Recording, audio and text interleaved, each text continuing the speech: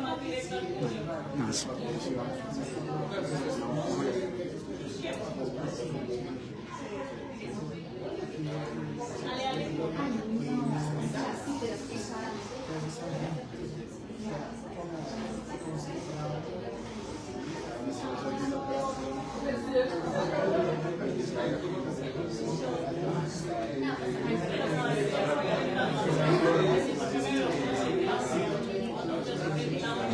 Hola, hola, hola.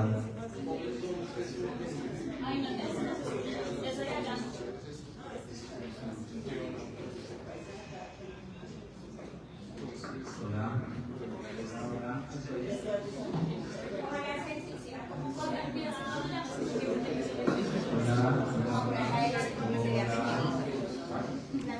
¿Suena? ¿Suena este?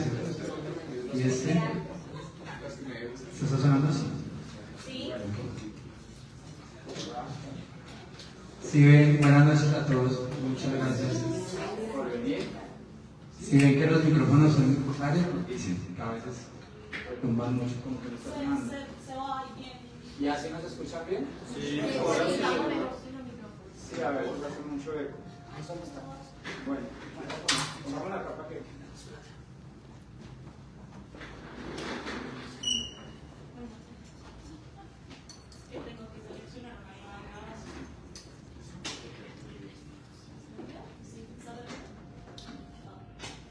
Hola. ¿Cómo están? Muchas gracias por venir esta noche. Gracias por sacar el tiempo y la disposición para estar aquí acompañando a estos hippies. Quería pues empezar como preguntando quién es Manaes. Es una pregunta bastante existencial, pero ¿quién es Manaes Amaya? ¿Qué hace? Para los que no lo conocen. Bueno, buenas noches a todos de nuevo.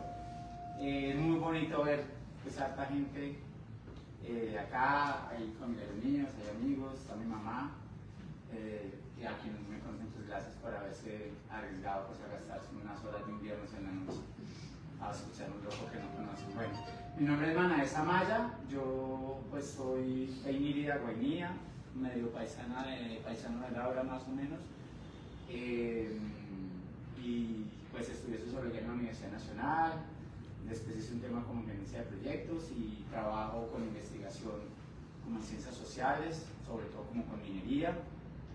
Trabajo como profesor en la Uniminuto allá en Emilia, es como la única universidad que hay presencial, y se dio, pues, fue bonito haber podido entrar y hacer el ejercicio de academia, es bacano porque uno, digamos que uno tiene los textos de academia y una vez uno empieza a trabajar, se dedica a leer contratos, a leer indicadores, ¿sí? Listas de actividades y se olvida un poquito de la teoría es chévere. Ser profesor le permite estar como ahí todo el tiempo refrescando eso. Y trabajo, pues, Guainía, no sé si sepan, pero de pronto por ahí tiene una noción, es un lugar con mucha población indígena, entonces también he trabajado pues como proyectos sociales con comunidades, temas culturales, ¿qué más hago yo? Bueno, y una especie de un amigo que se murió antes de morirse, no en el lecho de muerte, sino como un año antes. Yo iba en una moto con una mochila y unas cartulinas y unos marcadores y un poco de cosas del computador, me paró, me salió y me gustó para donde lleva todo eso, ¿no? Que fue una clase. Entonces me dijo que yo era como una cacharrería, pero intelectual, ¿no? O sea, de cosas intelectuales. Entonces yo hago de todo, ¿no? Hago tesis, hago proyectos, escribo, me gusta investigar. Y bueno, eso soy. Soy el menor de 3 hermanos, mi mamá está allá. Es la mejor bailarina de salsa de Guainía, a pesar de ser rola. Y ya, bueno, y mi papá, que es araucano, es escritor también, se llama Humberto Amaya. Ya, ese soy yo. Cuando llegué a Bogotá, hace como unos 10, 12 años, Mana siempre me decía que era todero. Es una expresión muy simple para explicar lo que hace. Hoy estamos presentando un libro de Mana que se llama 10 cuentos sociológicos.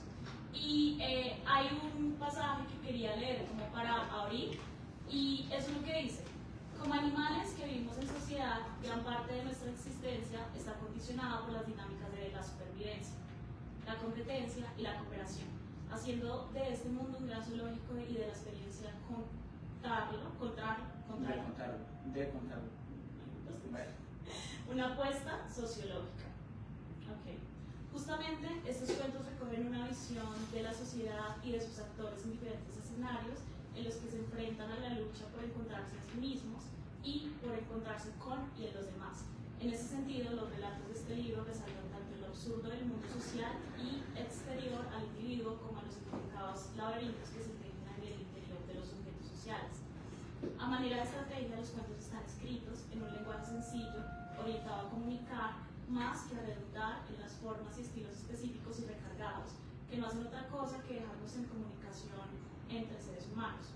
Así, este libro constituye una posibilidad para que muchos puedan encontrarse en su interior, sin importar su condición académica, social o económica.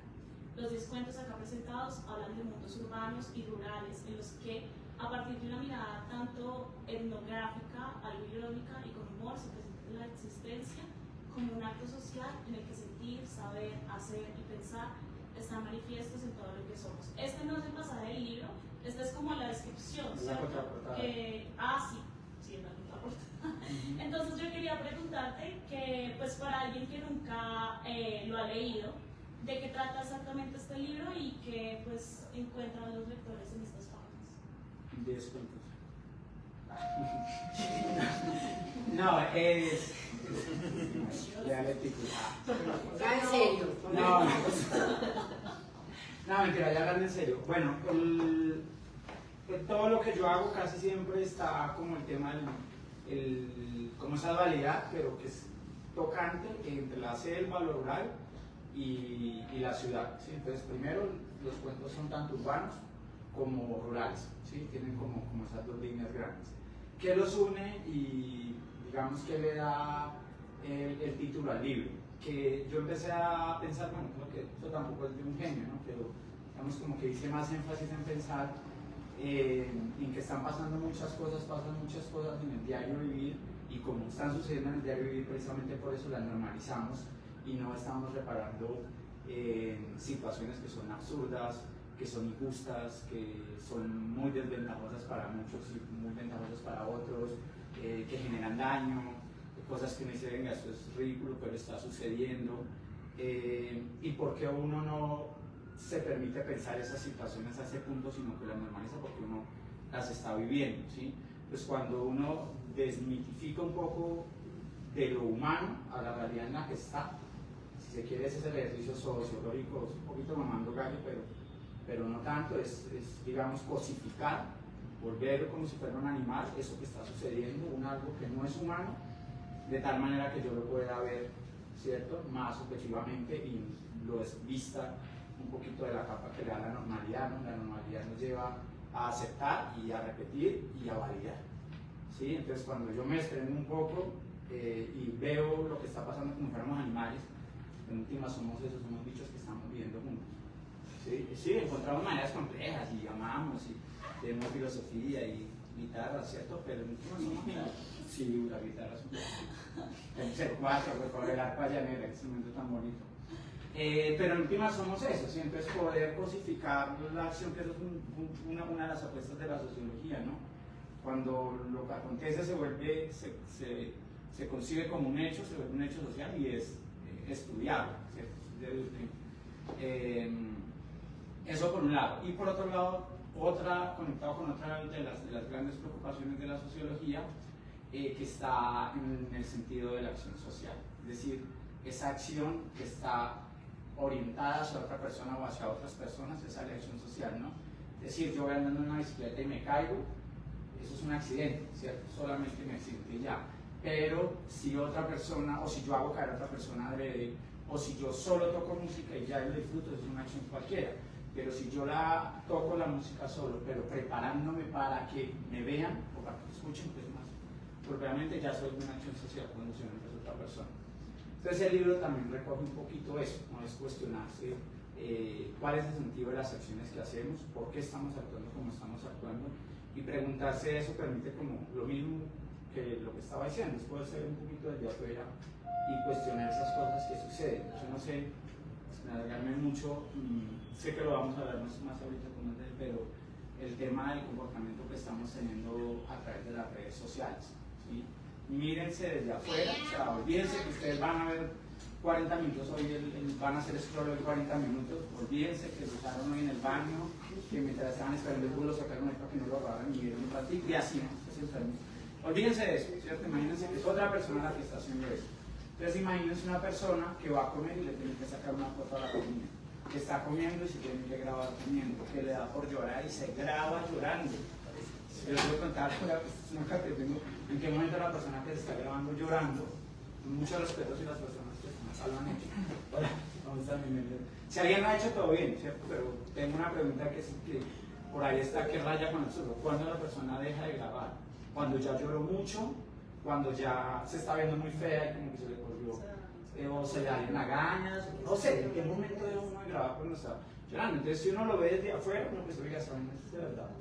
Re loco lo que está pasando, es re loco lo que estamos haciendo, pero como uno lo está haciendo, es decir, capaz en, no sé, 2 veces cada 10 minutos uno saca el celular y lo mira para. Capaz. Entonces, pero ¿por qué no lo pensamos? Porque lo estamos haciendo, estamos normalizando. Entonces el cuento tiene un poquito como eso, ¿no? Empezar a decir, oiga, estamos haciendo esto, todo bien, pero seamos como conscientes de que lo estamos haciendo. ¿Sí? Los cuentos no defienden una causa. Si no es, oiga, no lo haga, ¿cierto? Tampoco. Eso hay temas morales, urbanos, hay un poquito de cosificar la acción humana y de preguntarnos por qué estamos haciendo lo que estamos haciendo, rescatando como eso absurdo que sucede y digamos como que tratando de hacerlo como con simplicidad, con humor un poco, mamándole gallo a la gente, es muy sabroso.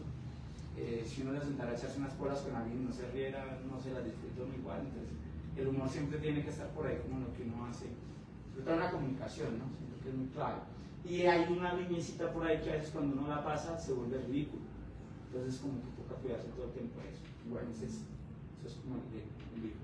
Sí, algo que yo le decía a Mana de eso y que estábamos hablando del libro, es que en los oficios de escritura uno, por lo general, como que empieza a escribir pensando en un tiempo específico. Entonces, por eso hay tantos textos que empiezan con la palabra llueve, o Bogotá 2026, o ¿por qué? Porque a uno le toca como que pararse en el presente y empezar a mirar como una mirla, dónde es que está esa lombriz, que es el texto que uno lo saca para empezar ahí a sacar palabras, a hilvanar, ¿no? Y entonces eso es como un rayo de luz, ¿sí? Que llega en el momento en el que uno va a empezar a escribir, que llega y inserta la idea, ¿sí?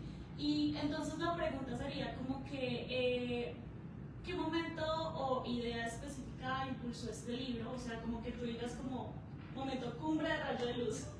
Sí, no, hay un detonante. Sí. Pues yo creo, bueno, no sé a qué hablan más artistas, que en el arte la inspiración es clave, pero siento que es más la transpiración como idea de estar, o sea, hay que hacerlo, ¿sí? Pero ese momento, estaba en una película, ahora va a sonar todo intelectual hoy, estaba en una película de Ingmar Bergman, La Guerra creo que se llama. El caso es que hay una escena, al final es una pareja de músicos que los están persiguiendo, nunca se sabe, por lo menos yo no entendí bien quién los persigue, hay como una guerra, un ejército, una invasión. Me imagino que es una alusión a la Segunda Guerra Mundial, pero la verdad no vi muy claramente. El caso es que es una pareja de músicos que lo están persiguiendo y en un momento la mujer está cansada y ve todo como demasiado absurdo, vuelvo a la palabra, y dice, a veces la vida me parece un sueño, pero no mi sueño, sino el sueño de otro. Me pregunto si ese otro no sentirá vergüenza. Y dice yo, qué flechado, ¿cierto? Y eso estalló un poco de cosas que ya estaban pasando en la cabeza. El año anterior a este había tenido la chance de leer mucho, tuve mucho tiempo libre, y eso como que estalló las cosas. Y salió el primer cuento que se llama Sinvergüenza, es el cuento que arranca el libro. Sinvergüenza era el título del libro, se iba a llamar, fue cambiando de nombres, pero decía Sinvergüenza y 7 cuentos, Sinvergüenza y 8 cuentos. 10 cuentos sin vergüenza, bueno, ahí lo fui cuadrando, ¿no? Y yo siento que fue esa frase, ¿no? De pronto con un sentido menos profundo que el de Bergman, pues seguramente uno no es tan intelectual, pero sí fue pensarme eso, ¿no? O sea, lo que estamos haciendo a veces es onírico, parece que uno estuviera como un sueño, una pesadilla rara, pero como uno no tiene el control total, pues no es de uno el sueño, y a veces lo que sucede puede ser ridículo. Entonces, oiga, es lo que sea que esté generando la realidad, no le da la pena, ¿sí? Qué vergüenza eso que dice.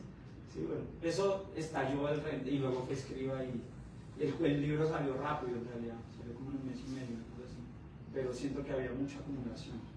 ¿Cómo fue la construcción de ese personaje? Porque a mí algo que me gustó mucho del libro es que me reí mucho. Bueno, por lo general no se ríe tanto. Como que se ríe 2 veces leyendo una novela. Mucho, sí, mucho.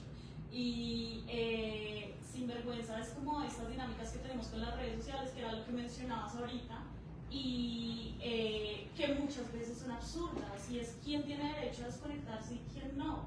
Y cómo nuestra vida empezó a girar en torno todo a eso. Y si tienes, no sé, si tienes pareja, entonces todos los días, a toda hora tienes que estar hablando con él porque si no se acabó la relación. El show, sí. El Get Ready With Me. Sí, el Get Ready With Me. O si no te vestiste bien, y hay algo como que me gustó mucho, que era lo que decías ahorita. Pienso que estoy en un sueño, pero es el sueño de alguien más. No soy yo el protagonista, porque lo que se pensaba antes de las redes sociales es que era un espacio donde podíamos narrarnos como nosotros quisiéramos porque teníamos la palabra, pero ahora no pasa eso realmente. Entonces, ¿cómo fue la construcción de ese personaje? El personaje se parece a mí, pero no soy yo. Claro, es un tipo bajito, pequeñito, ¿sí? Lleva corbata, esta es la primera Navidad que me pongo una corbata. Parece que es la verdad vida. A ver, corbata.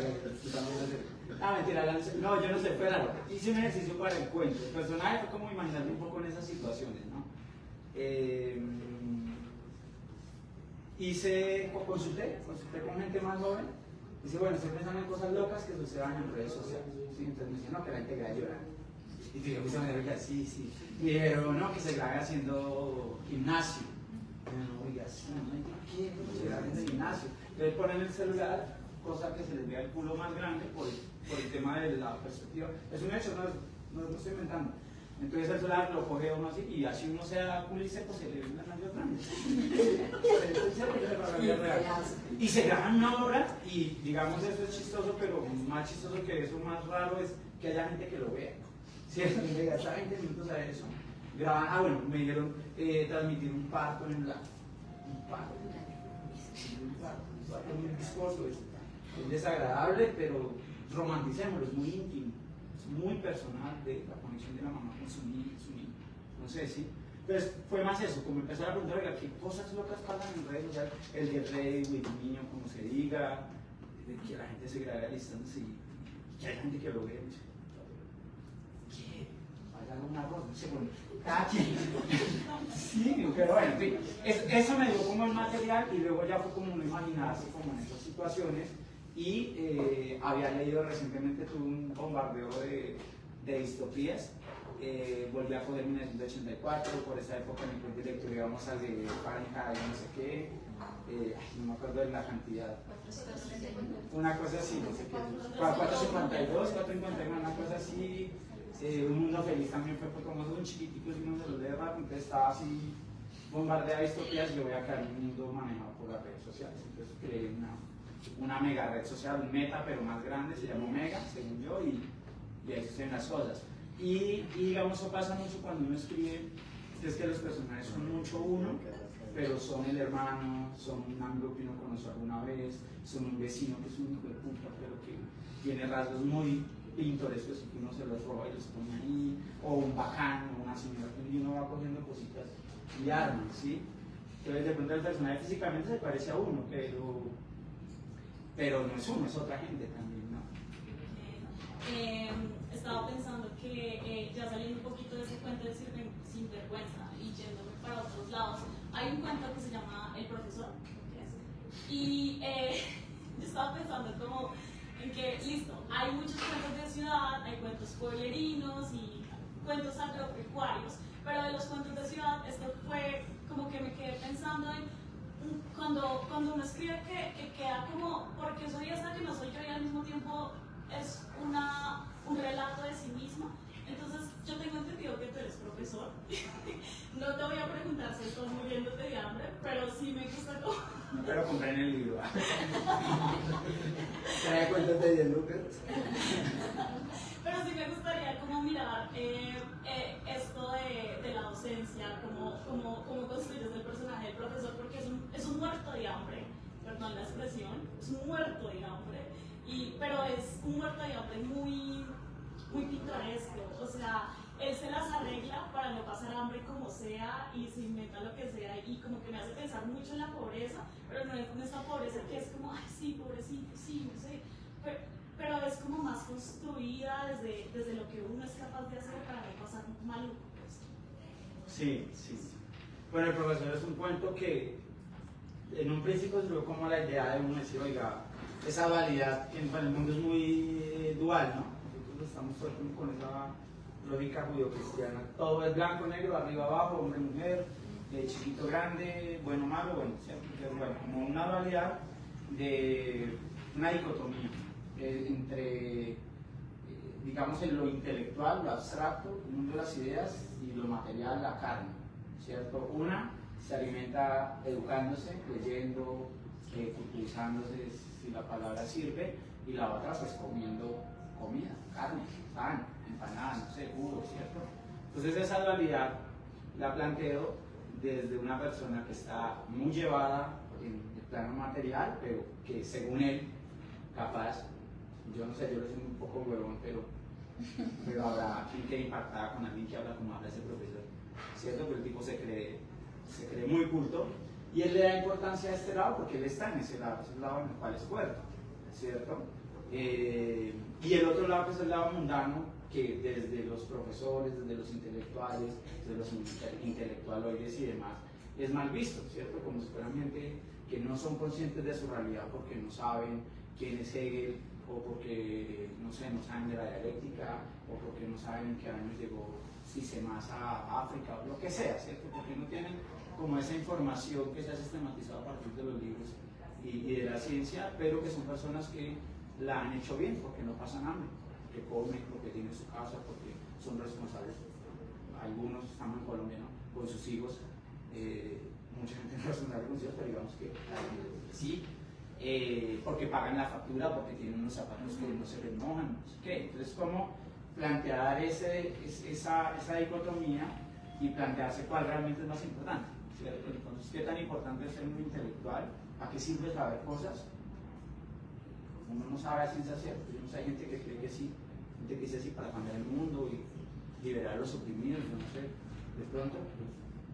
Yo creo que no, yo creo que a mí eso no me sirve para eso.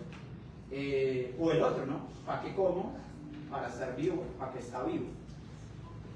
No es una pregunta fácil de responder. ¿Para qué uno come? O sea, ¿para qué uno está vivo? Para poder cuidar a mis hijos. Bueno, y termino uno cuidando a sus hijos, ¿y qué hace con los hijos? Ver televisión, comer, salir al parque, ¿no? Limpiarles el rabo, o sea, ¿qué? No termina pasando nada que me dijera, es que estoy enamorado de una persona y quiero estar con uno. Termina uno por fin conquistando a la persona. ¿Qué termina haciendo uno? Viendo Netflix, leyendo un libro, yendo al parque, pagando la factura de Covesa, de Merce, en un caso. Sí, o sea, nada del otro mundo. Entonces, ¿qué vale más la pena hacer? Digamos, eso es lo que plantea ese cuento, ¿no? Y lo hace desde la posición de que a muchos nos tocó, pues que vivimos muy pobres en la ciudad, en nuestra etapa universitaria. El tema, no sé si les ha pasado, por la que atacan, creo que a ninguno le tocó, pero a muchos nos ha pasado que la suela del zapato se gasta y Bogotá es una ciudad chata, es una ciudad de baldosas voladoras. Entonces, escucha aquí, sale el zarpa y se vuelve también y me tira. ¿Sí? ¿No? Entonces, uno cuando está así en ese estado, uno anda cuidándose. Y uno mira las baldosas y uno aprende a saber cuál va a saltar y cuál no. Cosas así que hacen parte del acontecer y que digamos que revisten una especie de reflexión que yo estoy planteando, la revisten de humor y conectan a la gente con las cosas que pasan en la vida real. A mí me mata de la risa que el profesor se está muriendo de hambre y todo el mundo come delante de él. Solo le toca pasar saliva. Y eso me lleva mucho al tropo, al cliché. Y es como que algo que uno trabaja mucho con la irrealidad. Entonces, cuando uno escribe, uno le toca imaginar constantemente, el gimnasio de la imaginación. Y entonces le toca empezar a habitar y deshabitar personajes, habitar y deshabitar historias, y eso mismo le lleva a que el lector haga lo mismo, habite y deshabite con una, ¿sí? Entonces, algo que pensaba es como que el tropo sirve mucho, el cliché sirve mucho para eso, y el cliché del profesor muerto de hambre que nunca le pagan, de la prostituta también, el cliché del raro que va a una fiesta y que nadie le quiere hablar porque es un raro, y este tipo de cosas, ¿cómo incorporas tú el cliché? No, voy a hacer una última cosa sobre el profesor y ya voy. Está conectado. Dale. El cliché funciona en el profesor porque estamos en una sociedad que no premia o no reconoce como trascendental en la sociedad ese tipo de conocimientos. ¿Sí? Bueno. Y ya con el cliché funciona una nota porque el cliché es presentarle gente al lector que ya conoce, o más o menos conoce, ¿cierto? Entonces, seguramente el profesor muerto de hambre hemos visto 7.000, ¿cierto? En la vida, ¿sí? Todos tenemos un hermano que dio profesor de filosofía, o sociología, o otra cosa así. Sí, o sea, es fácil de encontrarlo, ¿no? El tipo raro que es tímido, que es huevada, y esos hay así, altísimos, que le gusta el exapola pero no habla, y que siempre hay un bacán que baile habla, el paisa entrador, sí, o sea, son cosas, es fácil, es una herramienta bacana. Y siento que facilita el ejercicio porque es poner a la gente en un lugar que ya ha habitado, ¿cierto? Un amigo, un vecino, no sé. Quería que habláramos un poquito de las dos fiestas, como que para mí es el mejor cuento, tanto ese como el regalo de Cucho, porque son los cuentos como más agropecuarios. Bueno, aparte de los santos también es un tema, pero siento que los santos es como un poquito muy de esta realidad alternativa que tenemos condicionada por la religión. En cambio, las dos fiestas y el cuento del regalo de Cucho son cuentos que a mí me llevan literalmente a Puerto Libre, como me llevan hasta allá o a Villavicencio, y es pensar en esas dinámicas, cómo se comporta la gente. Me gusta mucho que incorporas a Simón Díaz, que yo soy fan, es como mi Taylor Swift. No, es gratis. Entonces, quisiera que me contaras un poquitico más de esos dos cuentos en específico que son tan buenos. Bueno, no les cuento el cuento porque no me compran el libro, pero las dos fiestas surgen con. Yo no entendí bien algo. Bueno, esos son. Él es hermano de mi papá, por eso lo miro cuando y ella también. Las dos fiestas yo no la entendí bien, pero lo que yo entendí fue esto. Mi papá me contó, yo tengo un tío, un hermano de mi papá, el mayor, que tuvo mucha plata en un tiempo. Entonces, es la historia que entendí, ahora de pronto la entendí mal. Entonces, que mi tío quería hacer una fiesta en el llano, desde El Orza se supone que es el pueblo más llanero del mundo. Sí, eso en el estado en Venezuela. Entonces él quería hacer una fiesta, pero no tenía lucas, no quería que los pobres hicieran parte de su fiesta, pero igual quería congraciarse con ellos. Entonces organizó una fiesta para los ricos, con whisky, con no sé qué, champán, y demás, y una para los pobres, unas garrafas de aguardiente. Y ya cuando empieza a suceder la fiesta de los pobres se prende más, tocan la chimba, mamá gallo, juegan bolas criollas, entonces la gente se empieza a ir para la fiesta de los pobres, y el rico se quedó sin fiesta, ¿cierto? Pero con los reales gastados, ya había gastado la plata. Algo así, ¿cierto? Esa era como la historia, de pronto la entendí mal, de mi tío Avis. No sé si la entendí, pero que ellos lo conocen, saben que es capaz de eso. Y Avis es muy jodido. El caso es que por ahí empezó la cosa y yo empecé a pensarme, bueno, ese mundo de diferencias, y le metí el tema indígena también, en el llano a los indígenas en general. Esos son varias familias, pero en general son sicuanos y se les conoce como guajiros. ¿Sí? Es genérico. Y tiene un peso bastante despectivo, peyorativo. Entonces dije, listo, el tema de la pobreza, el tema étnico, el tema cultural y la pretensión que tenemos desde la ruralidad de pertenecer a la ciudad, ¿cierto? De ser reconocidos por la ciudad. ¿cierto? Y empezó a entretenerse una historia que habla de amor, habla de violencia, tiene personajes reales históricos venezolanos, ¿cierto? Tenemos como hacer investigación, está ambientada en la época de Pérez Jiménez, este es como el 50 y algo, es como un dictador, no me acuerdo, no entendí la figura de él, es un golpe de estado porque mucha gente lo quiere, otros no, un dictador. No hice también la tarea. Pero algo así, ¿sí? El caso es que hay gente que lo quiere, hay gente que no, porque por ahí entendí. Entonces opté por decir que el que lo quiera era mi cuerpo.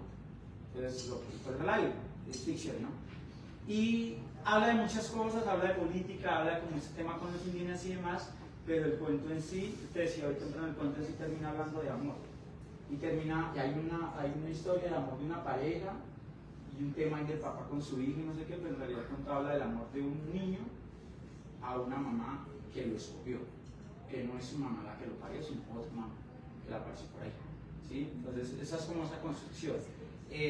¿Cómo hablar del llano sin ser llanero del todo? Pues a través de mi papá, escucharlos, escuchar pues, a veces, escuchar a las cosas de mi papá, leer a veces, investigar la música. Simón Díaz es una cosa, no sé si lo habían escuchado, uno escucha a Simón Díaz y lo siente en un amanecer llanero cuando la gente ordeña, se siente uno como en esa atmósfera, es un tipo muy especial.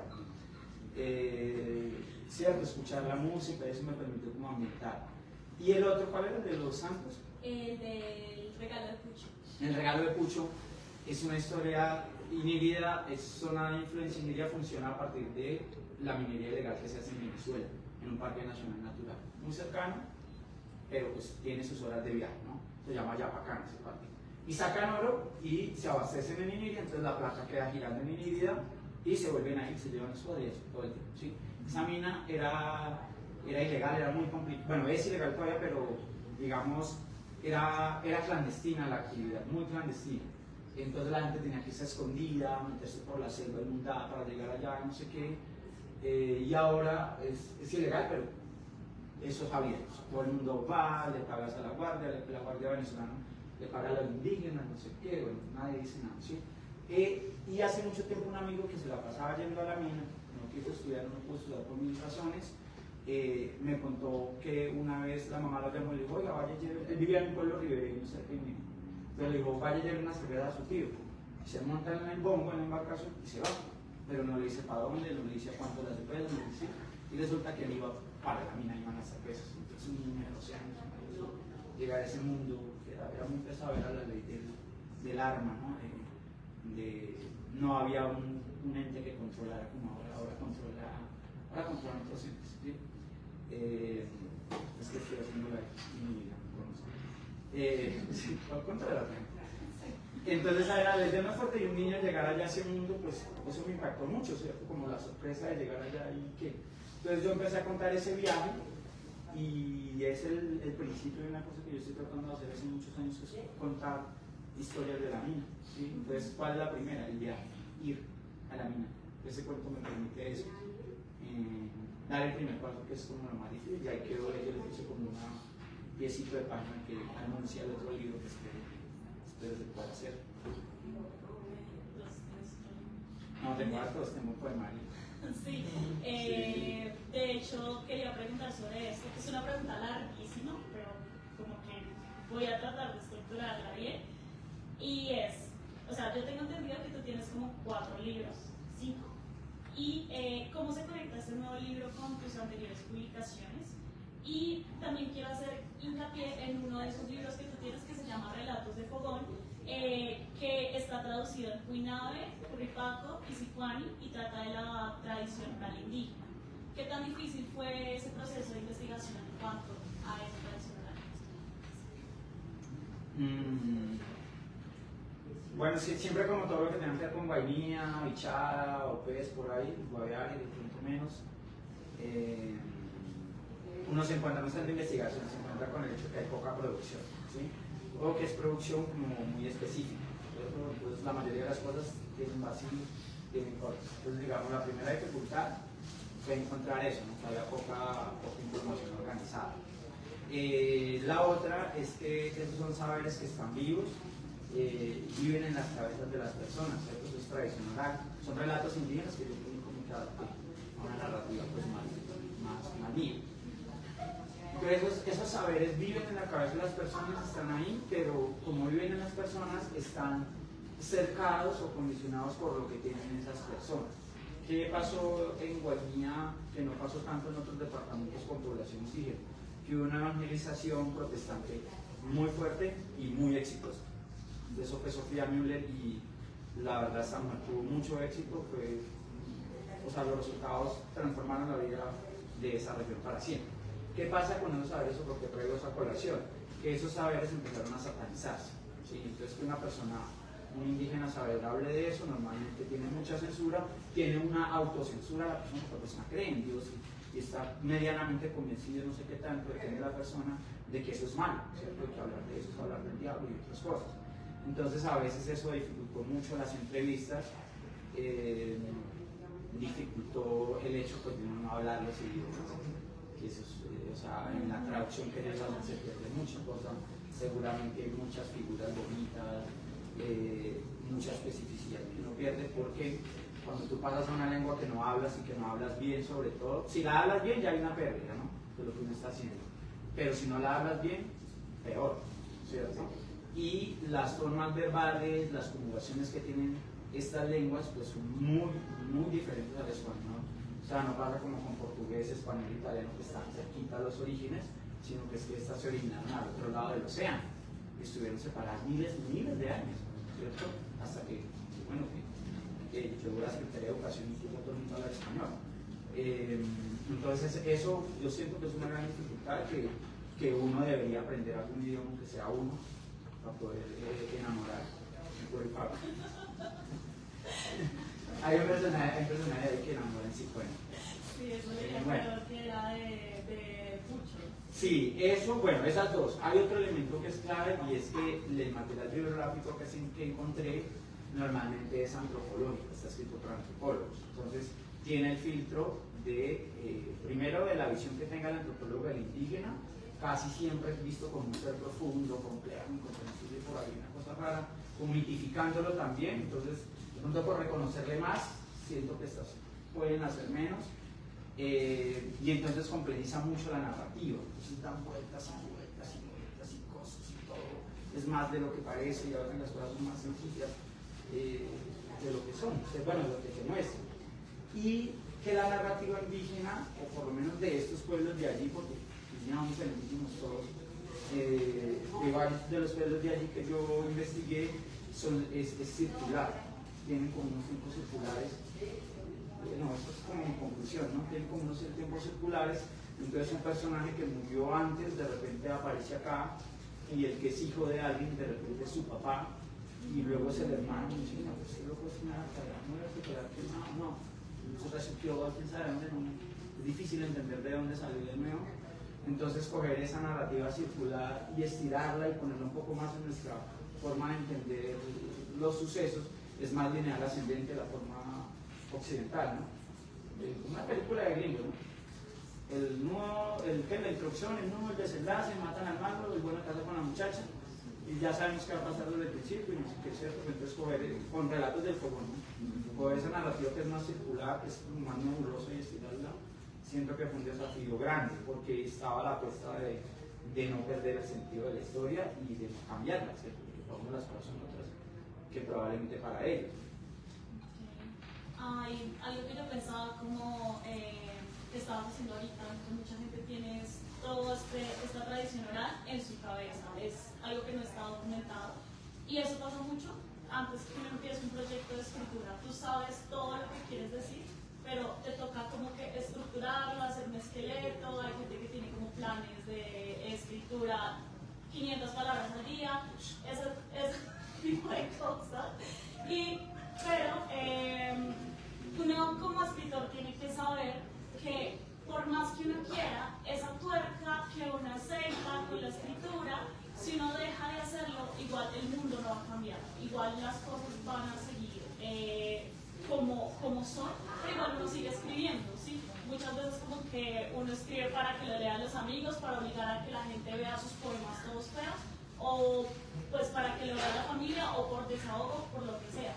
Pero algo que yo veía es que aunque tú escribes y escribes cosas como que listo, sí, sociología, vainas raras, aunque tú escribas ese tipo de cosas, es muy fácil de leer, pero a la vez es muy poético, ¿sí? Y entonces uno sabe, a mí me pasaba como que yo sé cómo va a terminar esto, pero igual me quiero quedar porque quiero ver cómo se desarrolla, quiero el relato en sí, quiero perderme en la palabra. Entonces, no sé, un poquito más de cómo hilvanas el pensamiento para llegar, no como una flecha, que es como nos enseñaron que tú decías para el relato. Empiezo acá, inicio un nuevo desenlace, el camino del héroe, ¿no? Sino que termina siendo circular, como una bolsa, como algo donde guardas la palabra. Sí, sí hay otras formas de narrar, ¿no? Hay una en japonés que yo no sé la palabra, que el caso es que no tienen no, sino como un detonante, una cosa así es como otra forma narrativa, y hay otras, y yo a veces, como cuando uno corrige, ¿no? Para uno escribe, yo siento que come más tiempo, come más esfuerzo, más atención, una corrección, que la misma escritura inicial. A mí por lo menos yo después de que tengo la idea me va saliendo más fácil y soy muy visual, voy imaginando las cosas. Entonces tengo la imagen y la explico, no más, o sea, la vuelvo a palabra. Y entonces, claro, cuando uno está revisando se encuentra uno que lo que uno hizo no está tan así, no es un desenlace, sino que es otra cosa, y entonces a veces eso, o más al principio, me llenaba mucha inseguridad y decía como marica, yo realmente no sirvo para eso, ¿cierto? No me pides que no me da, y yo trataba y no me da, y entonces luego entendí es que no necesariamente tiene que ser esa la forma de contar, no puede contar como quiere, ¿cierto? Y se puede entender lo que está pasando, ¿sí? Se puede conectar uno con la persona que lo está leyendo. Ahora, si yo estoy escribiendo para comunicarme, ¿por qué? No sé, pero es algo que me gusta, es algo que a mí me nace, que tengo esa necesidad, escuchen. O el borracho que habla en la fiesta, ¿para qué? No se sabe en realidad, no se sabe uno para qué, lo que les ahorita, ¿para qué comer o para qué saber tanto? Es difícil de responder. Entonces, si yo quiero que a mí me lean, es decir, yo poderme comunicar con las personas, pero estoy poniendo una barrera, por ejemplo, a través de un lenguaje muy, muy complejo, o poco común, digamos, más bien, o si estoy dando vueltas y estoy redundando en una estética y una cosa, me parece que yo sé mucho, o que soy muy sensible, estoy dificultando que ese propósito de comunicarme se pierda.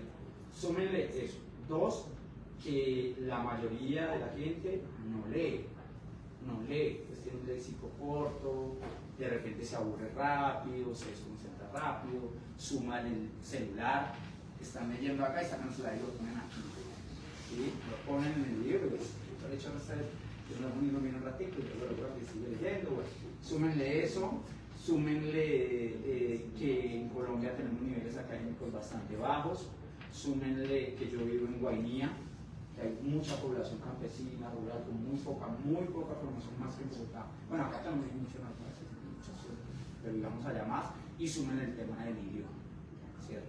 Entonces hay un esfuerzo grande porque lo que escribo, capaz a veces uno no lo cumple, ¿cierto? Y así uno se enreda y no sé qué seguramente, pero hay mucha atención en lo que yo hago de que sea sencillo, que se entienda, que esté bien escrito, para que lo pueda entender cualquiera. O sea, yo llego al pueblo chicaneando que soy escritor y nadie me entiende o me lee medio párrafo y se aburre. Es la misma dice, ¿cierto? No dice nada. Si el señor, el vecino, el amigo no me pueden entender. ¿Sí? Siento que hay una apuesta grande a eso.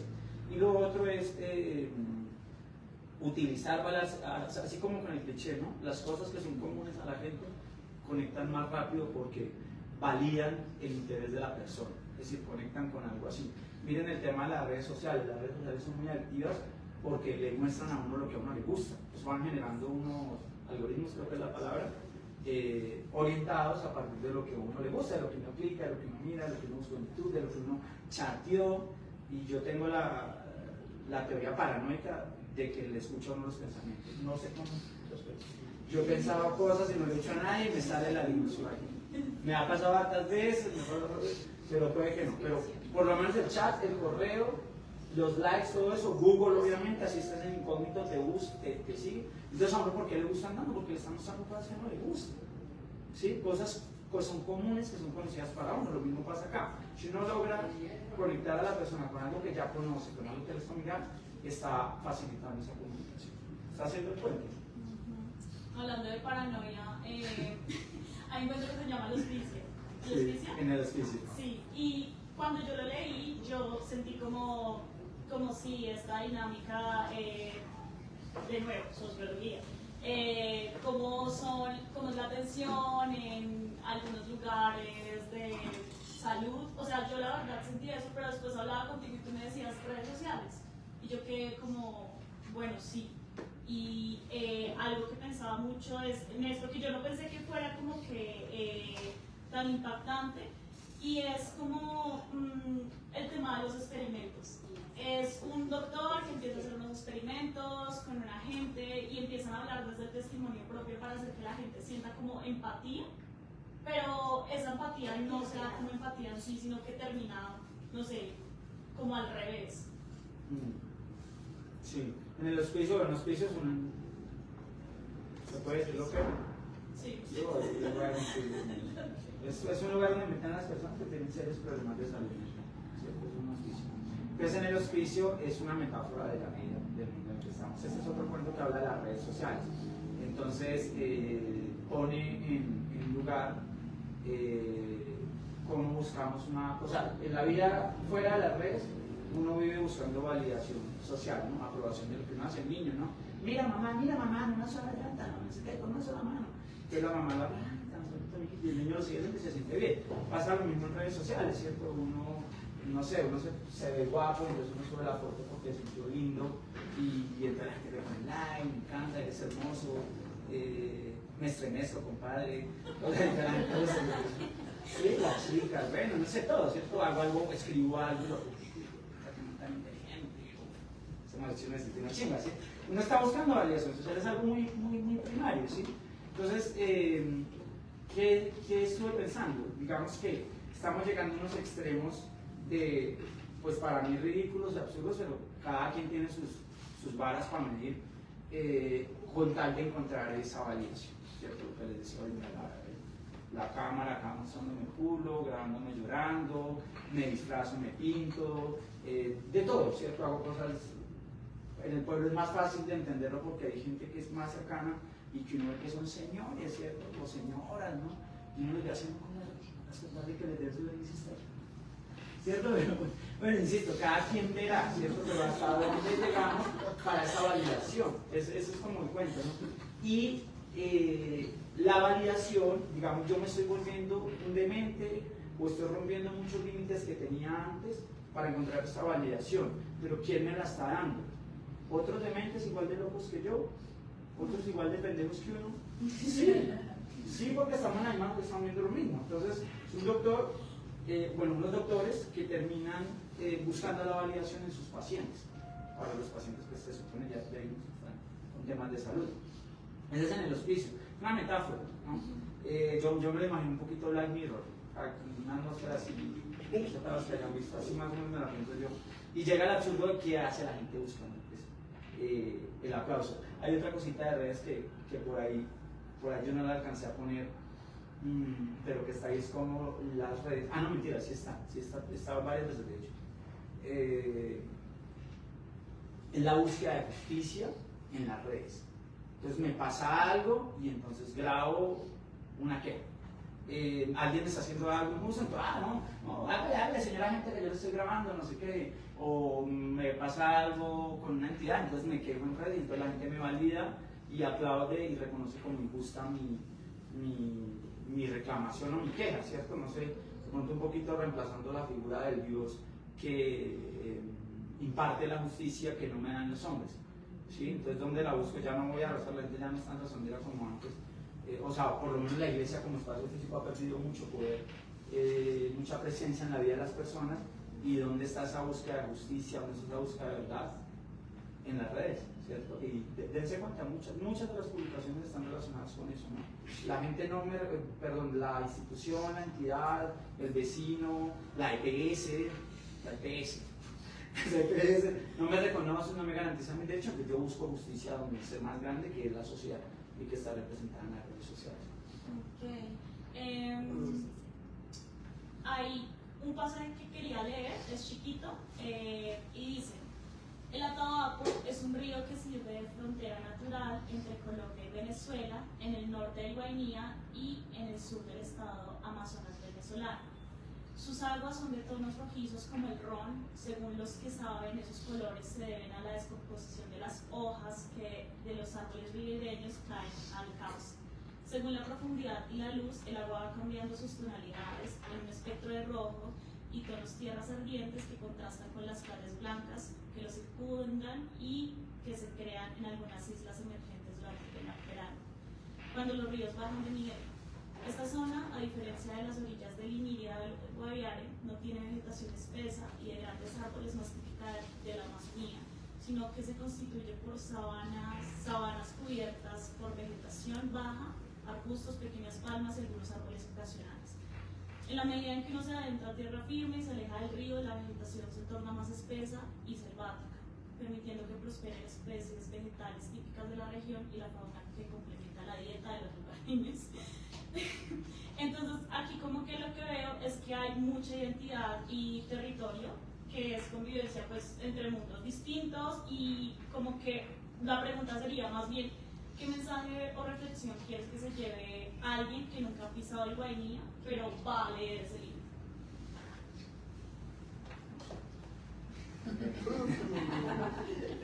No, está bonita la pregunta. Está bonita. Gracias, gracias.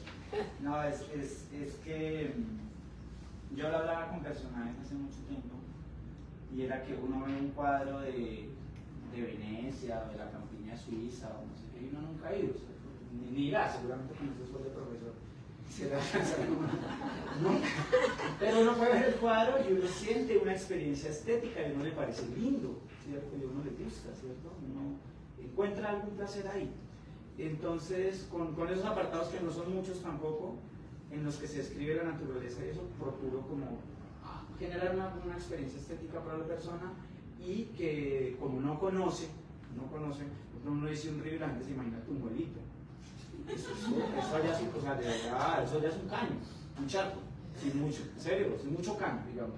Sí, allá los ríos son a 200 metros de envergadura, eso es otra cosa. Entonces, como yo le digo a la persona: iban en un bongo de 15 metros sobre un río, y el tipo se imagina el bongo de 15 metros, pero se lo imagina sobre el Tumuelita, pues, o sobre el Sumotas, que acá en esa zona son piedras, ¿cierto? Toca empezar a conectar con ese mundo. Entonces, digamos que ese es el propósito. ¿Qué mensaje quiero yo que se lleve? Más un mensaje es como esa experiencia, como de acercarse a otros lugares que pueden ser bellos. El mundo es hermoso, o sea, asómense esta vista del mundo, ¿cierto? Es bonito, ¿cierto? Y uno sale, y ayer, antier, no sé qué iba, yo me estoy quedando detrás de mi centro, y iba para la autopista y están esos jardincitos de los ricos, que tienen unas florecitas lindísimas, se llama Flor de Poeta, Susanita, es que llaman los flores. Y entonces eso me pareció una bobada, una flor, ¿cierto? Y fue rico lo que sentí, fue bonito, ¿cierto? Entonces la experiencia estética es bonita, ¿verdad? ¿Qué es? Allá hay otros lugares, otras cosas que les pueden generar otras sensaciones, que capaz algún día sería chévere que conocieran. El turismo no es tan bueno como la gente cree, eso tiene unos impactos negativos para las comunidades. Entonces, si creen que haciendo turismo están salvando la empresa, no, pero vayan y conocen. No, a mí en realidad no me gusta mucho la idea que lo que pasa es que Iniria se está volviendo muy turístico, y eso está generando unas cargas ambientales y unos temas complicados de los cuales no se habla. Porque el turismo es bueno, bonito, y sí, potencia de vida, entonces lo bueno. Pero bueno, quiero eso, como que se motiven también a conocer, de repente a vivir otras experiencias. La selva es un lugar bello, el llano es un lugar bello, pero pues también es todo el mundo. Era como conectar con eso y generar el entorno como el escenario para que las historias se puedan entender mejor. En este cuento de Pucho, ese es del regalo de Pucho, es del viaje del niño a la mina. Ese libro yo lo empecé a escribir como en el 2015 y lo tenía por ahí, y ahora pues el año pasado y este año lo terminé por fin, después de todo, ¿sí? Entonces el libro que busca contar una realidad social que está pasando, y siento que ese es como el más sociológico, pero es sociología a partir del arte. Yo pensaba un poquito en lo que hace Alfredo Molano sociólogo de la Nacional también a partir del periodismo, ¿no? Obviamente no compararse con Molano es como que un perro le da un camión, ¿no? ¿Qué hacer? Pero un poquito la idea me gustaría, bueno, este loco lo hace con periodismo, yo lo hago con literatura porque eso es lo que a mí me gusta, el periodismo casi no, ¿cierto? Entonces eso estoy contando una realidad, está hablando de trabajo infantil, está hablando de explotación, está hablando de afectación de los ecosistemas, el tema de las fronteras, de los sobornos a los un poco de cosas, ¿cierto? Pero eso es a partir de la literatura y entonces entender esa historia pues era necesario ambientarla porque es un mundo que es muy diferente al mundo de hoy, ¿cierto? Okay. Les prometo que ya vamos a terminar, pero hay un cuento que tú me dijiste que era especial, que era un vestido bonito. Suéltalo. Estuve muy receptivo en marzo. Entonces mi papá me contó una historia que habían hecho como un periódico con unos niños en Saravena. No sé si ustedes sepan Saravena, Arauca. Saravena es famosa porque hubo una época muy violenta, por ahí le habían puesto la bolsa a la bomba, lastimosamente por cada nada estallaba una bomba, igual como de mucha gente, ¿sí? Entonces me contó una historia que una niña le contó, una niña de las que estaba haciendo el periódico le contó que ella se quería comprar un vestido, pero que estaba muy caro y que no sé qué. Bueno, que estaban en marzo, que es el culmen del verano, parte más brava del verano, y que llevaba mucho tiempo sin llover, ¿sí? Y por esos días la niña se quería comprar un vestido, que no sé qué, pero que era muy caro. Entonces, ¿qué estaban esperando desde la casa, adentro de la casa, y empezaron a sonar truenos? Entonces, salieron, y en realidad no había llovido, y era una bomba que había explotado en el centro del pueblo. Entonces, como buenos pobres, se fueron a pillar el chisme, a ver qué podían encontrar para contar. Sí, así no, pues, así son. No hay ningún problema. El caso es que se fueron para el centro y se pillaron que en vez de estar llorando el totazo de la bomba, los comerciantes habían sacudido la ropa a las cosas y le habían puesto descuentos a las cosas, entre esos el vestido. Cosa que la niña pues, le alcanzara la plata. Sí, esa es como la historia. Digamos, es conmovedor el tema de la niña, su ambición del vestido, su sueño de ser hermosa en su fiesta de 15 años, pero pues hay una realidad que es tenaz, que es la violencia, ¿no? Y ese cuento es especial, siento que, porque es el más corto, como es, y porque es realmente es una historia de la vida real, pues yo no creo que mi papá hable carreta. Habla poquita. Pero creo que sí me interesa, sí me interesa. Hay algo que me parece muy bonito de todos los cuentos, o sea, como de las personas aquí, y es que, ay, se me olvidó.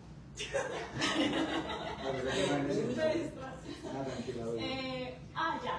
Es como te posicionas aquí y es que yo abrí este encuentro preguntándote quién eras, ¿sí? Y yo pues creo que me estoy volviendo otaku y... ¿Querés? O sea, como al ponche de... Y estoy obsesionándome mucho con Hayao Miyazaki, bueno. Y entonces la semana pasada volví y me vi Chihiro por enésima vez. Y hay un detalle que yo personalmente no había visto y que me pareció muy lindo. Y es que cuando Chihiro pues, va a trabajar a esta casa, a estos baños, y entonces Yua, la bruja, le da trabajo para regalamientos porque le tocó. Entonces Yua la pone a firmar un contrato y entonces cuando Chihiro firma, ella le quita el nombre. Y eso no me gusta, me da mucha rabia que le quite el nombre a Chihiro. Son niños. Pero no, es horrible que le quite el nombre. Pero entonces al final, cuando ella se encuentra con la bruja gemela la ayuda a resolver lo que hay que resolver y entonces Chihiro recuerda su nombre y entonces le dice como yo me llamo Chihiro y ella le dice como qué lindo nombre, recuerda.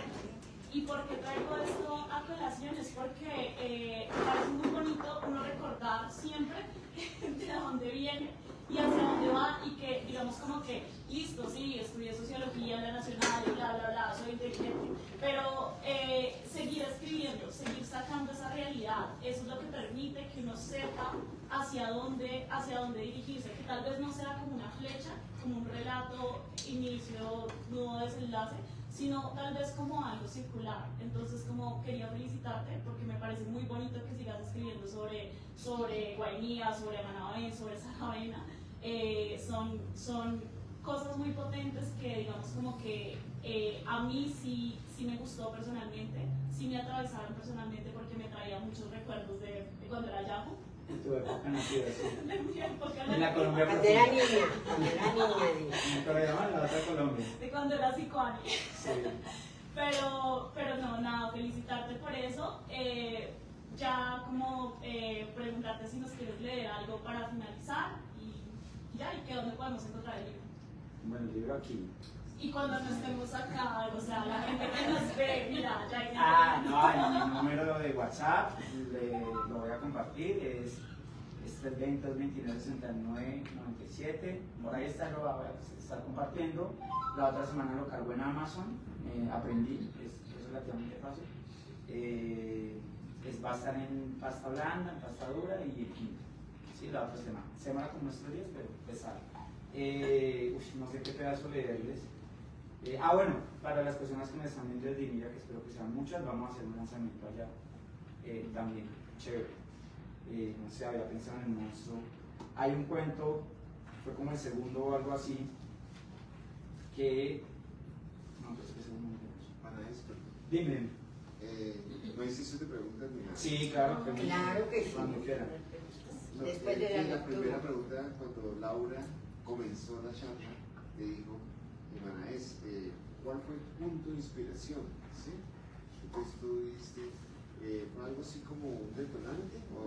Y después hablaste de la transpiración. Entonces yo sí quisiera saber, esta obra o tu obra en general, ¿qué porcentaje de inspiración y qué porcentaje de transpiración? 5.95. Wow. 5.95. 5 de inspiración y 5 de inspiración. 95 de transpiración. Sí, Sí, se llega esa era incluso, si se me permite, esa inspiración a veces uno se la roba. O sea, esa historia de la niña, un vestido bonito, y uno se acuerda por la canción. Esa historia pues no me la inventé yo, ¿cierto? O sea, ni siquiera se me ocurrió, o sea, a mí no hubo inspiración. Hubo trabajo organizándola, leyéndola, mirando. Siento que hay un trabajo que es mental y que es bacano cuando uno está haciendo tareas que no requieren tanta cabeza. Entonces, por ejemplo, cuando mi papá estuvo recientemente en India, estuvimos mucho trabajando el patio, sembrando topochos, plátanos, no sé qué. En esos momentos iba escribiendo los cuentos, pues no literalmente, pero iba construyendo los cuentos en la cabeza, ¿cierto? Eso no es inspiración, eso es trabajo. Todo el mundo está pensando en eso. Transpiración. Transpiración. Sí. Y estoy cazando y el que me dé papaya le robo la idea y la escribo yo primero. Entonces te calificaste 5.95. Yo creo que sí, porque uno, digamos, sí, eso es chispazo, no existe tanto. En una entrevista que leí de Einstein, hay que preguntarle lo mismo y él dijo 1.99. Pero es que es Einstein.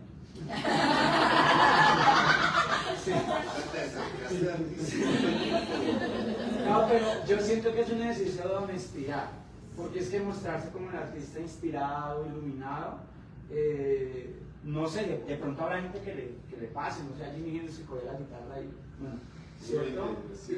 Ni idea, ¿cierto? No sé, pero ahora, poder hacer eso rápido, tener las escalas en la calle, pero seguramente le costó tiempo de prácticas y aprender, ¿cierto? Entonces, siento que tiene mucho hasta el acto que parece inspirado, tiene trabajo porque tú estás agazapado todo el tiempo cazando la historia, todo el tiempo, y las pillo y las miro por ahí, o gestos de la gente, frases, cosas. Por ejemplo, la del profesor salió de una idea, o sea, no es de Henry Miller, salió de mi propia vida. No es sí, o sea, salió de mí, mucha gente que yo conozco que ha estado igual de pobre que yo. Pero Henry Miller está planteando la paradoja del profesor, no sé si es de piano y filosofía, que le está dando clases a la hija del carnicero. Y cada vez que entran a comprar jamón o unos el tipo se muere de hambre y huele y en el profesor hay una escena que es así, ¿cierto? El tipo le da clases a los niños, tenía un cáncer de la vida de la robé. Y Miller la está haciendo referencia a otra persona. La historia no sé qué, no me acuerdo ahorita, del profesor que le da clases a la hija del carnicero. Entonces uno está agazapado acechando todo el tiempo historias, ¿no? No hicimos sesión de preguntas Sí. porque se me olvidó, pero gracias por recordarlo. Sofía tiene una pregunta y si alguien más tiene, alce la mano, yo me acuerdo. Todos tienen preguntas. Es que tenía una ligera confusión hablaste de en qué te inspiraste para el personaje, pero dijiste que también tienes cuentos urbanos, rurales, etc.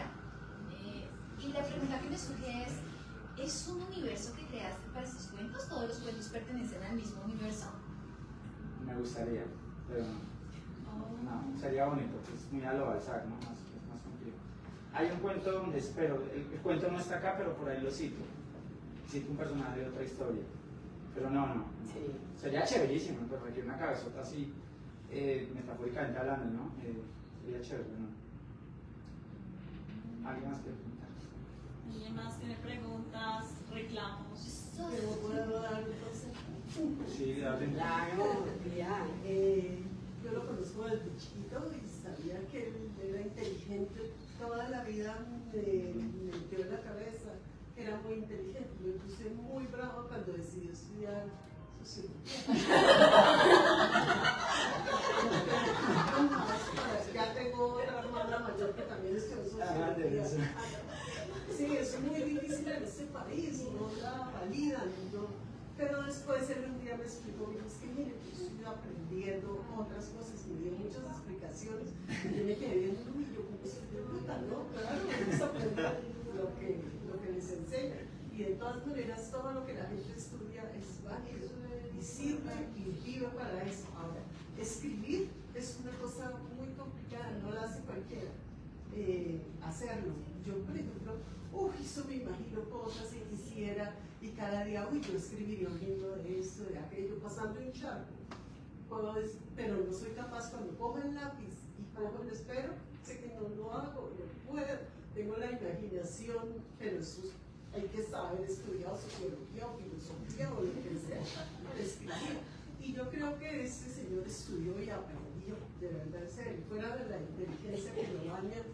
En la casa, en mi familia, los Amaya, se pasan de inteligentes todos, no tanto las mujeres, pero de todas maneras es tremendo lo que tienen. Ahora, por ejemplo, eso que contar el libro, que es el libro Escribe lo del río, yo ese libro no lo he leído, y describe un río, es fascinante, así no lo conozca el Guainía y así no nunca haya ido, pero es fascinante. Porque yo he leído libros de señores antiguos del pasado que no existían y escriben cosas así de describir. Entonces uno dice, qué tipo. O sea, para mí, en realidad, tiene su futuro así de 99 de éxito, por un 1.0 de fracaso real, ¿sí? ¿Se puede aplaudir? Excelente.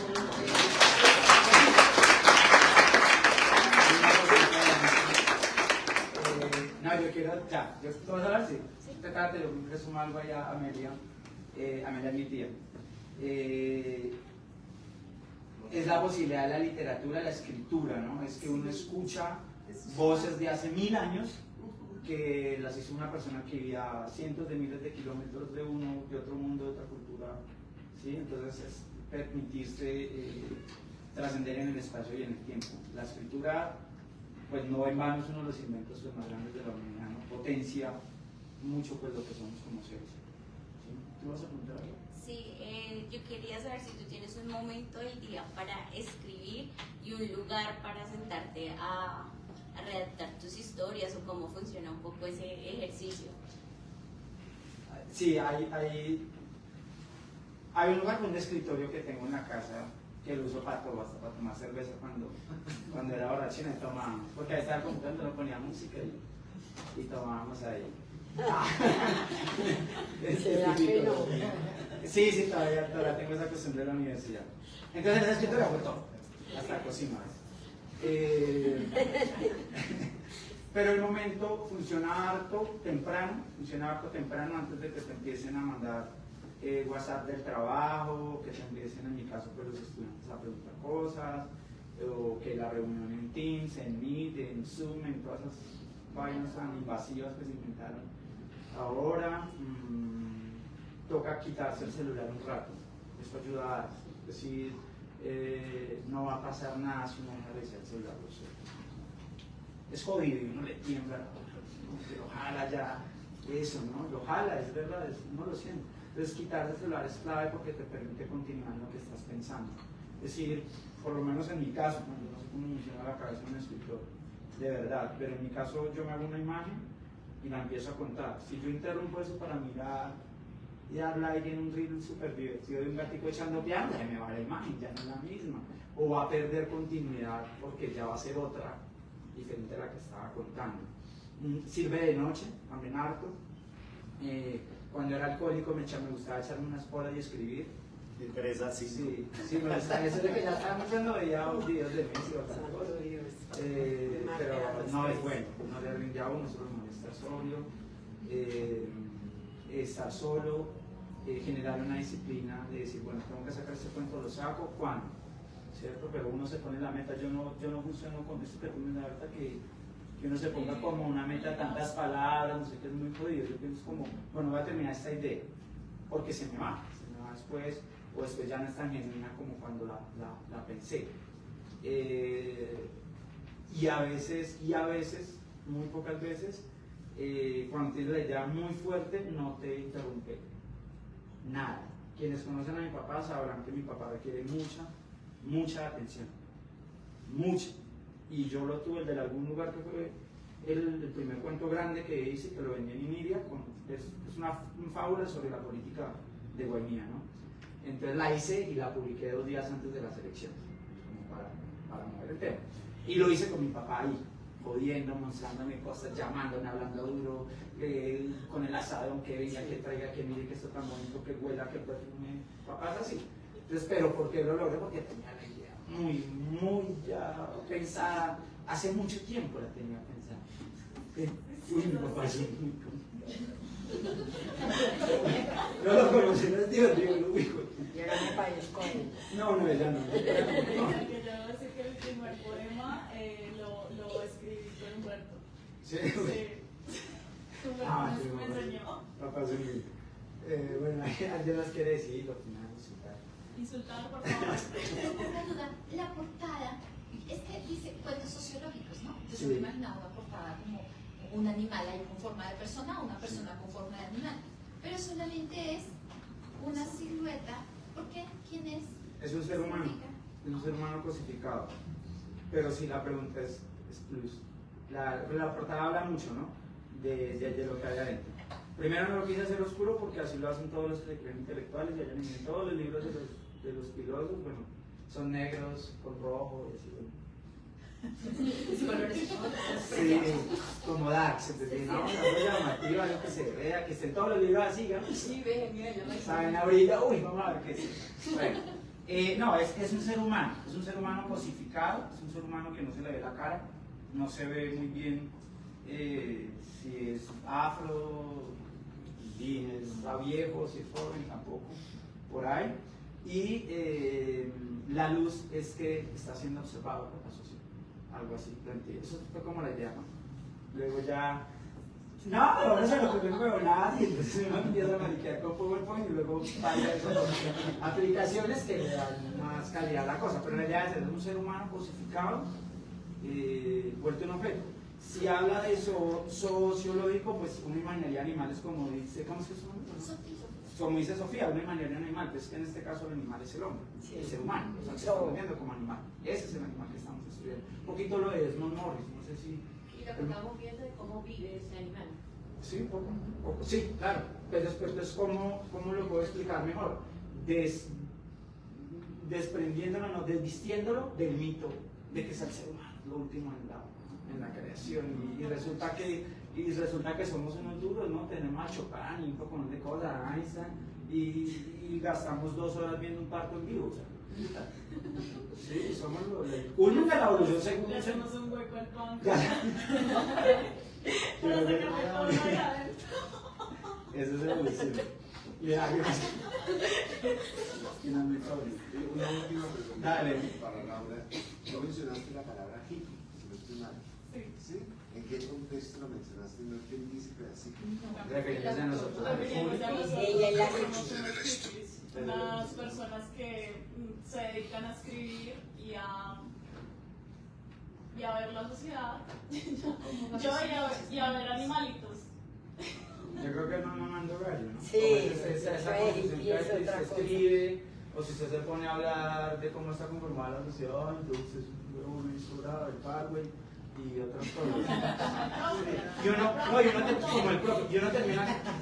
uno termina creyéndoselo de que eso está mal, ¿no? Yo tengo una categoría que llama síndrome de Sanchispas. Sanchispas es la periodista que va a cubrir la lluvia de hamburguesas. ¿Vieron lluvia de hamburguesas? La chica que es una periodista que va a cubrir un fenómeno, un suceso que está en una isla por allá. El caso es que la chica pues tiene el pelo suelto, súper bonita, no sé qué, y de repente se le salen cosas de ciencia y cosas pilas. Y cuando las dice se calla y se corrige y dice alguna estupidez, una banalidad para taparla, ¿sí? Y entonces el tipo se da cuenta, es muy loco, el protagonista se da cuenta y le dice, yo, pero ¿por qué siempre me pasa eso? No, porque es que me la montaban por las gafas, me la montaban por la moña, me la montaban por ser filosa, porque soy meteoróloga. Entonces el síndrome de Sanchispas, ¿qué es?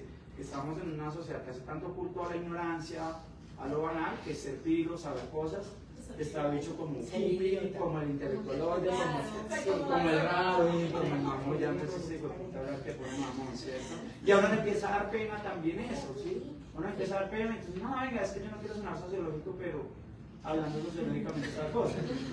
Yo no quiero sonar escritor, que es mucho el cliché que utilizabas con el profe y que a mí me da mucha risa porque el profe pues es un tipo pilo, pero es todos los clichés que uno se imagina cuando alguien le dice que no sé, que es filoso. Es como, ¡ay! Sí. Exactamente. Sí. Y el profe traslapa las paradojas. El profe traslada las paradojas famosas, ¿no? La del barco. La del barco de Teseo. La del barco de Teseo y otras, y las traslada a la vida cotidiana, un rollo de papel higiénico. La de Teseo la pasa con un rollo de papel higiénico. Y que eso es algo, por ejemplo, que llevar a la red, que el barco de Teseo, el que sustituye todas sus partes por, si una persona sustituye toda su humanidad, al final termina siendo una persona. Y es como que algo que pensaba mucho también con el libro, con el cuento de Sinvergüenza. Pero eso no puedes leer, no tienes permiso. No, pues, ¿Alguien más quiere insultar, reclamar? Felicitar. Ah, pues les vamos a dar vino. ¿Van a dar comida? Sí, a que les Bueno, vamos a leer un pedacito, si no, hola César. Ahí está mi hermano y mi pandilla Maya. Allá. Voy a leerles un pedacito como para que vean el aire de algo, pero digamos no todo es así. Hay momentos en los que uno se pone serio y trascendental. Ese es el profesor. Entonces dice, en las noches cuando ya se había acabado el arroz y no había un huevo para fritar, esperaba que fuese tarde, de tal manera que Fercho ya estuviera profundo entre sueños, cosa que no era difícil porque si este muchachón tenía un don, era el de dormir sin dificultad, reparo ni horario, quitándole un pedazo, quitándole un pedazo a una de las cuerdas de la ropa hechas de alambre dulce, había conseguido un pedacito con un extremo en forma de gancho pero ovalado, como de cucharilla alargada.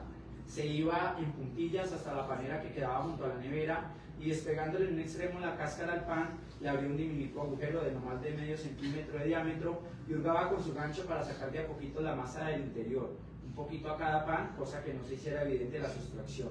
Los mejores panes para su estrategia eran los hojaldrados, pues la cáscara se les podía quebrar en un pedazo y doblar hacia afuera sin despegarse totalmente, hacer el hueco, sustraer el material y volver a poner la tapa sin evidencia alguna de su crimen. Eso es una bobada, no me da. Pero, ¿no lo han hecho? ¿No lo hicieron nunca de niños? Uno rompía y uno andaba. Había casado. Los que tenían como pan no lo podían hacer. Pero son bobadas. ¿Cómo es? Queríamos arriesgar un ratico. No sé si alguien más quiere que hacemos un brindis y sí, para no alargarnos tanto. A firmar libros. Sí, pero echamos copita primero. Aunque quieres, primero un libro. Hola, yo quiero darle unas palabras. Yo creo que, bueno, soy el hermano que llegó tarde como en esta sociedad, como los animales que digamos tarde. Pero no, quiero felicitarlo, para mí es un orgullo. Creo que también saludo a Laura, a mis tíos. digamos que tú vienes de una etapa dura de tu salud, ¿cierto? Ahorita. No sé si eso inspira también la necesidad de pronto de ver la muerte cerca y decir, pues puta, tengo que aportarle algo a esta sociedad antes de morirme, o de pronto sí. Y primero pues felicitarlo, ¿sí? Sigues cultivando obras y eso es un legado que dejas, una huella. De pronto este recuerdo será fugaz y se irá, sí, este momento, pero quedarán los libros, ¿sí? Está para mis hijas. Pero no me voy a morir todavía. Pero todavía hay muchos libros más, obviamente. Y de pronto ese encuentro con la muerte inspira algo de tus cuentos actuales, o simplemente dices, o sea, ¿por qué empiezas o sacas a la luz ese concepto de sociedad, ¿cierto? Y en las cosas simples, ¿no? Le quiero dar las gracias por ser mi hermano y bueno. No, ya además.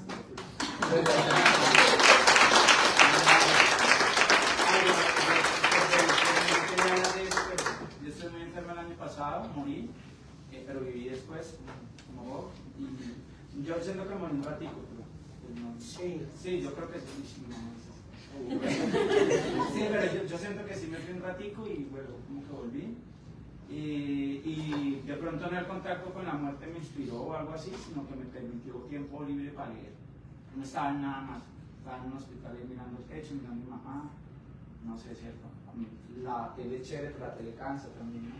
Él tenía un PlayStation, pero el PlayStation te cansa. Y entonces, leí mucho y yo siento que eso como que activó muchas cosas que estaban ya hace rato, porque yo toda la vida he leído más o menos, eso es por época, ¿no? Pero habían ido cocinándose. Y yo no sé, hay una vaina que uno tiene, es como el que le gusta pintar o el que le gusta bailar, que uno quiere hacerlo y ya, ¿cierto? Entonces como que estalló y si está el contenido, si están las ganas, si más o menos lo que escribo es claro, si tengo una capacidad para hacerlo aceptablemente, por lo menos, pues ¿por qué no? ¿Por qué no hacerlo? Gracias, pero ¿por qué no hacerlo? ¿Cierto? Es de juicio. Y ya, bueno, echamos el brindis también más. ¿Cuál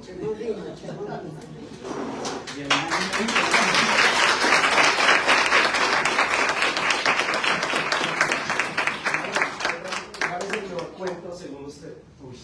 Las dos fiestas es el cuento. Es el cuento, es una historia de verdad. Las otras, como quieras.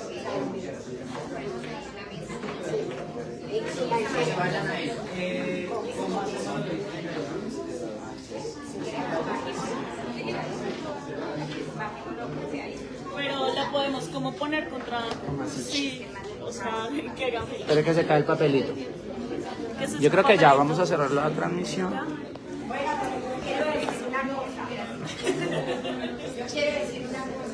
Habla duro. Se durmió. Ustedes no se alcanzan a imaginar la felicidad que yo siento, porque referente sí a lo que vivimos el año pasado, que fue muy difícil, ver a Manuel revivido, ¿sí? Recuperado en lo que él quiere, en lo que le gusta hacer, para mí es el mejor regalo que me puede dar la vida. Y ustedes que están aquí compartiendo con nosotros, y todo lo que está haciendo él en torno a la cultura, a escribir. Tiene un club de lectura, tiene un grupo de conversatorio donde trata temas que le interesan a la región, de educación, de salud, de todo. Me va a impulsar mi negocio y bueno. Gracias, mamá. Gracias.